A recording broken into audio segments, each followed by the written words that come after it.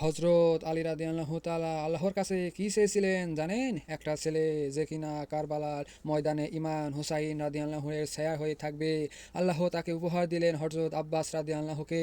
বয়স যখন মাত্র 12, অথচ যুদ্ধের মাঠে এই 12 বছর বালক এমন একটা অহংকার দিলেন যে উল্টো দিকে 80,000 সৈন্য পেলে চমকে গেল।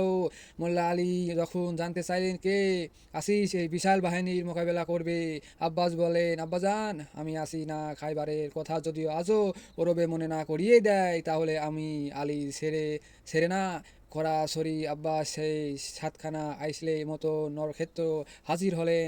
তার সামনে দাঁড়ে কারো সাহস হচ্ছিল না। শত্রুদের একজন বীর যোদ্ধা কুরাইব এগিয়ে এসে তার ছেলে করলো, বলল, বাচ্চা তুমি আলীর ছেলে? হজরত আব্বাস নিখন্ত কণ্ঠে বলল, হ্যাঁ, তোমাকে জাহান্নামে পাঠাতে আমি এসেছি। এরপর 1 সেকেন্ড খেলা। হজরত আব্বাস দরবারে এক কোপে কুবাই মাটিতে লুটিয়ে পড়লো। এই দৃশ্য দেখে শত্রু ভাবিনি অন্তরাক্ত পেশু উঠবে, কারণ তারা বুঝে গেল যে এই আখিও নয়, এ শাসক খ্যাত আলী তেজিপুত্র আব্বাস, যাকে থামানো অসম্ভব। সুবহানাল্লাহ।